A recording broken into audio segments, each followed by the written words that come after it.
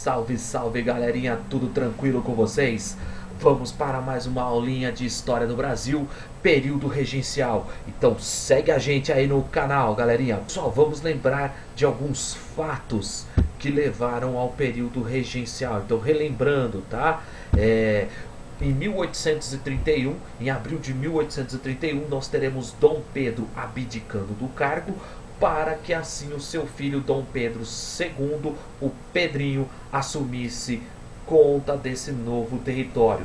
Lembrem vocês que Dom Pedro II tinha apenas 5 anos de idade, por isso que nós teremos esse período conhecido como período regencial, que vai de 1831 a 1840, porque Dom Pedro não tinha idade para governar o país. Ele era o imperador, mas ele não tinha idade para governar. Então o Brasil acabou sendo governado por regentes, tá?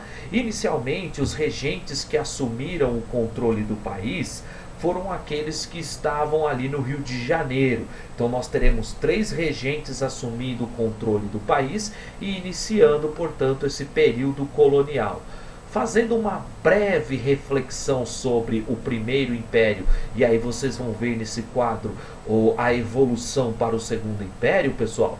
Nós vemos aqui que de 1822 até 1831, que vai ser o Primeiro Império, nós teremos a formação de 2 grupos políticos, o Partido Português e o Partido Brasileiro. Lembrem vocês que o Partido Brasileiro, ele tinha uma cisão ali com relação à ideologia, né, a forma de pensar de alguns grupos.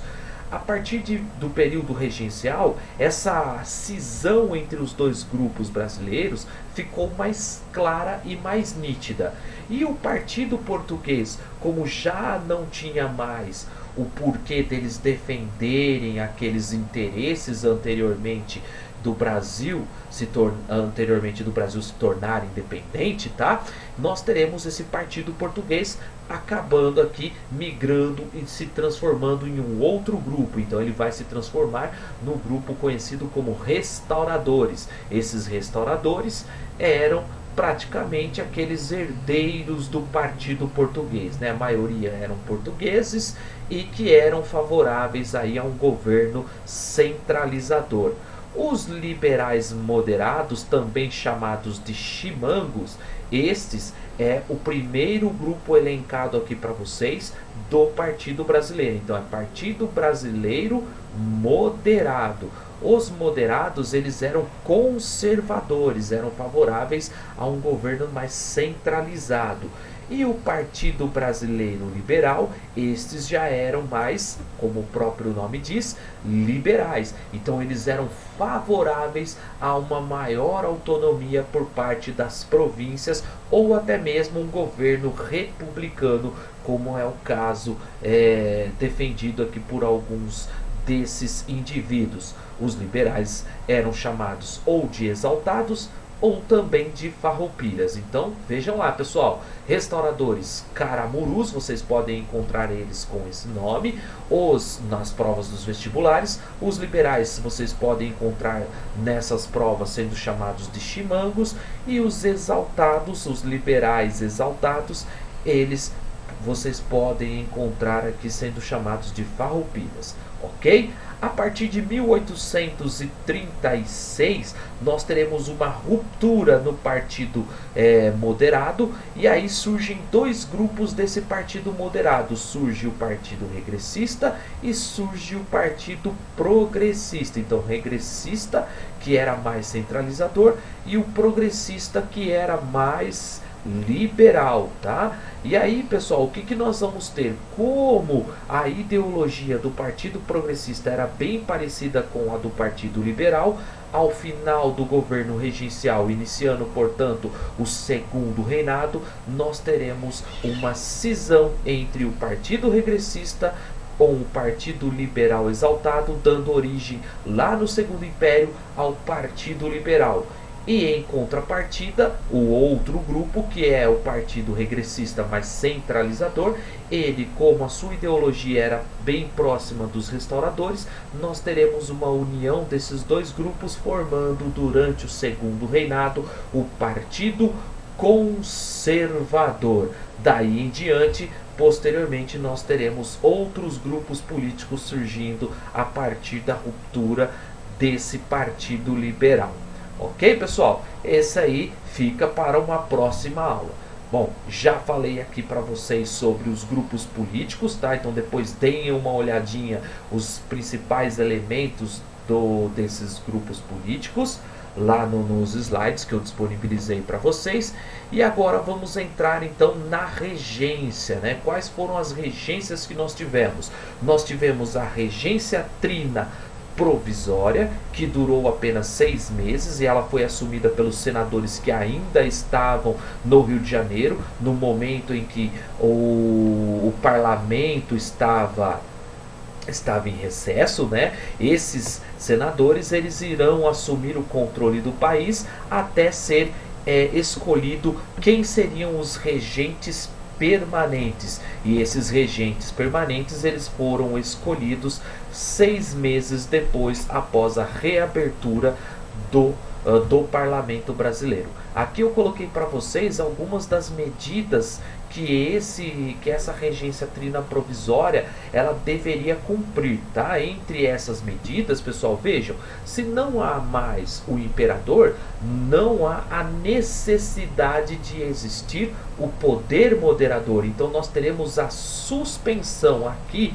Depois vocês irão ver que lá no slide estará corrigido, tá, pessoal? Não é extinção, é suspensão, porque esse poder moderador, ele será utilizado posteriormente por Dom Pedro II, tá? É um caráter centralizador do imperador, entre outras situações ou outras medidas que esses regentes não poderiam fazer. Então eles tinham que seguir à risca essas medidas que foram traçadas logo no início.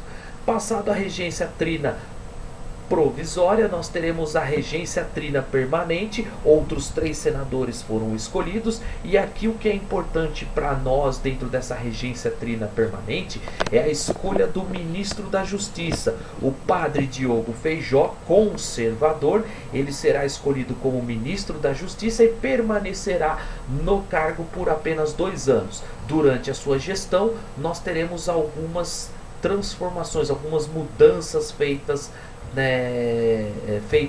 pelo padre Diogo Feijó. Entre elas, pessoal, nós teremos a criação da Guarda Nacional, que foi criada pelo padre Diogo Feijó, com a intenção de controlar soldados rebeldes e também dar uma ordem pública, controlar os prostíbulos que nós tínhamos dentro dessa sociedade. Eram os responsáveis por manter a ordem e também eram aqueles que eram o espelho de uma moral a ser seguida. Quem foram esses coronéis? Os senhores de terras, os latifundiários. E a Guarda Nacional, composta por esses coronéis, essa Guarda Nacional, então, ela era responsável por atuar localmente em cada região. Esses coronéis, eles passavam seu título de coronel de pai para filho, ok?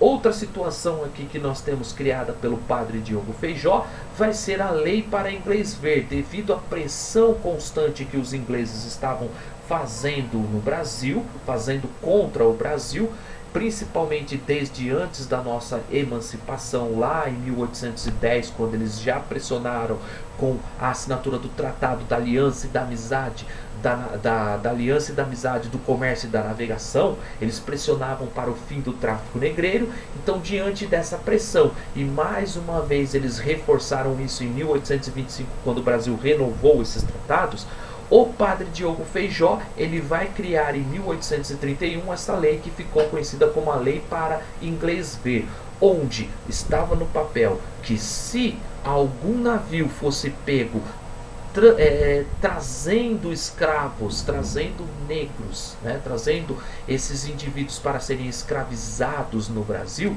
eles seriam aprisionados e posteriormente responderiam pelo crime de tráfico negreiro, ok? Em 1832, vejam, todo esse período que nós vamos ter dentro da regência, todo esse período será governado por conservadores. Então, todo o período regencial, quem estará à frente do controle do país serão os conservadores. Mas, devido a vários movimentos e eclosão de revoltas nas províncias, nós teremos algumas das reivindicações desses liberais sendo atendidas, como é o caso do Código do Processo Criminal, criado em 1832, que foi uma descentralização política e criminal dentro do Brasil. Então, os juízes locais passaram a prender e julgar os criminosos locais. Ok, pessoal? Em 1834, nós teremos o ato adicional, que é uma adição à Constituição de 1824. Então, é como se fosse ali, né, um ponto adicionado. Esse é o ato adicional. Então nós teremos aqui essa reformulação da Constituição com esse ato adicional, onde serão criadas as assembleias legislativas locais, dando maior autonomia para as províncias, a suspensão do poder moderador que já havia sido colocado em prática lá no período da regência trina provisória, ela volta a ser afirmada, só que agora por Constituição. O Rio de Janeiro passou a ser a sede do governo, então ali foi declarado que o Rio de Janeiro seria uma cidade neutra e, portanto, sede da monarquia. E o mais importante dos pontos, a partir do ato adicional foi criado a regência una. Então o Brasil deixaria, a partir das próximas eleições, né, antes de Dom Pedro II assumir, deixaria de ter regentes trino e passaria a ter agora apenas um regente, apenas um governante para governar o país. É como se o Brasil respirasse dentro desse período regencial uma breve experiência republicana, pessoal. É mais ou menos isso que a gente pode tirar desse período para a história do Brasil, tá? Bom, devido aos fatos que levaram aí uma boa fama do Diogo Feijó dentro dos moderados, ele acabou sendo escolhido pela elite, por aqueles que estavam dentro do Congresso Nacional, não, Congresso Nacional não, opa pessoal, dentro do Parlamento, ele acabou sendo escolhido como regente uno. E o que ficou para nós aqui dentro da regência una do Diogo Feijó, que vai de 1835 a 1837, é justamente a ruptura dentro do Partido Brasileiro Conservador, também chamado de moderado. Então nós teremos uma cisão dentro desse partido e ali as ideias defendidas por cada um desses grupos. E o mais importante é durante a regência una de Diogo Feijó que nós teremos vários conflitos regenciais eclodindo no Brasil. Nós teremos a Revolta dos Malés, nós teremos a Sabinada, nós teremos o início da Farroupilha e nós teremos também a cabanagem iniciando aqui durante a gestão de Diogo Feijó. Ok, pessoal? Bom, Diogo Feijó não aguenta a pressão devido a esses várias revoltas que vão eclodir no território brasileiro, e aí nós teremos ele abdicando do cargo, entre aspas, né, ele renunciando ao cargo, melhor dizendo, e quem vai assumir provisoriamente e interinamente essa regência una será o Araújo Lima, que posteriormente será referendado pelo parlamento. Então, Araújo Lima, que era regressista, ele, portanto, conservador e muito mais que o próprio Partido Conservador ao qual ele surge, ok?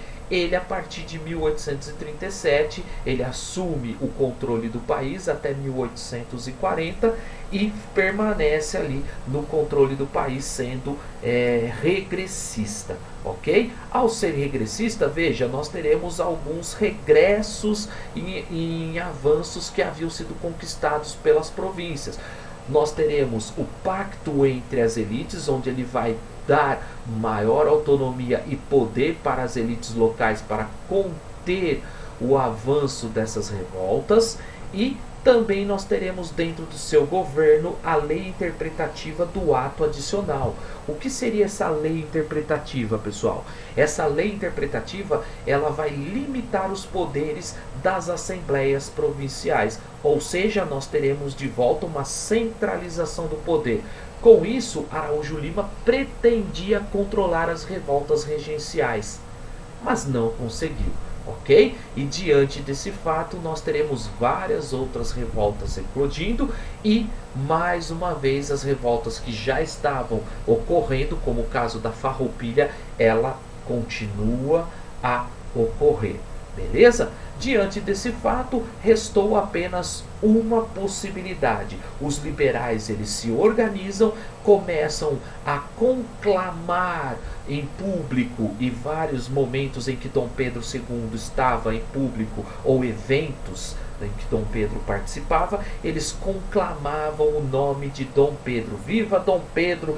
Presente na memória do povo brasileiro. E assim, através da fundação do Clube da Maioridade, eles conseguem antecipar através de um golpe a maioridade de Dom Pedro de Alcântara, Dom Pedro II, que nesse momento, em dezembro de 1840, tinha apenas 15 anos de idade. Por que eu falo que foi um golpe, pessoal? Porque ele vai contra a Constituição de 1824, que não permitia nenhum representante político, seja ele o imperador ou até mesmo os seus ministros ou senadores ou deputados, assumirem o controle do país com menos de 21 anos de idade, exceto se estivessem casados. Ok? Fica assim então a nossa aulinha do período regencial registrada para vocês, e aguardo vocês na nossa live. Ok, pessoal? Um beijão e até mais!